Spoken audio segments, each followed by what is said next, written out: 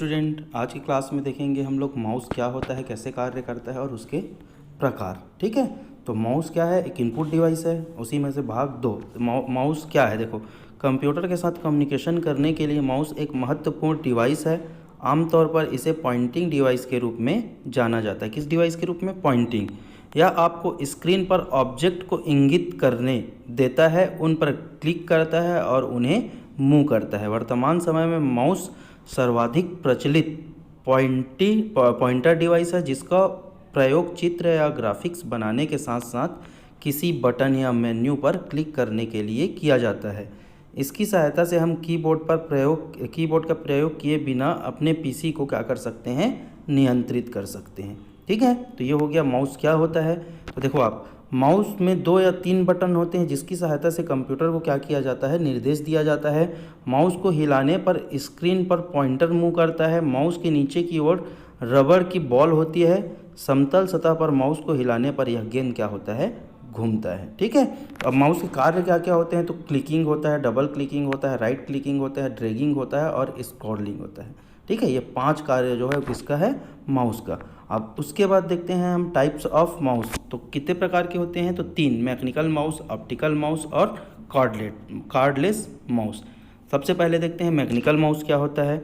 तो mechanical mouse वे mouse हैं जिनके निचले भाग में एक रबर की गेंद लगी होती है। जब माउस को सतह पर घुमाते हैं तो वह उस खोल के अंदर घूमती है। माउस के अंदर गेंद के घूमने से उसके अंदर के सेंसर्स कंप्यूटर को संकेत सिग्नल देते हैं, जिसके कारण माउस क्या करता है? कार्य करता है। तो ये डायग्राम देखो, ये बाल है, स्प्रिंग है, ये वाई एक्सेस व्हील है। ठीक है, ये एक्स चिप लगा रहता है, लेफ्ट बटन, मिडिल बटन और राइट बटन। तो ये हो गया मैकेनिकल। उसके बाद देखते हैं ऑप्टिकल माउस, प्रकाशी माउस। ठीक है, एक नए प्रकार का नॉन मैकेनिकल माउस है। कैसा माउस है? Non mechanical. इसे प्रकाश की एक पुंज इसके नीचे सतह में उत्सर्जित होती है, जिससे परिवर्तन के आधार पर ऑब्जेक्ट की दूरी तक गति तय करता है। तो ये कौन सा माउस हो गया आपका? Optical mouse. तीसरा है आपका कार्डलेस माउस।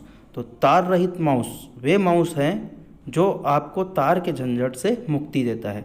यह रेडियो फ्रीक्वेंसी तकनीकी की सहायता से आपके कंप्यूटर को सूचना कम्युनिकेट करता है।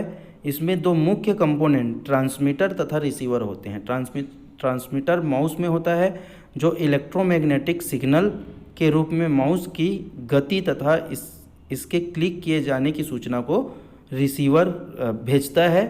रिसीवर जो अपने कंप्यूटर से जुड़ा होता है उस सिग्नल को क्या करता है? प्राप्त करता है। मतलब वो भेजेगा और रिसीवर क्या करेगा? प्राप्त करेगा। तो रिसीवर कहाँ रहता है? आपके कंप्यूटर में रहता है। और माउस में क्या लगा रहता है? तो माउस में ट्रांसमीटर लगा रहता है। ये सिग्नल को किसके पास भेजेगा?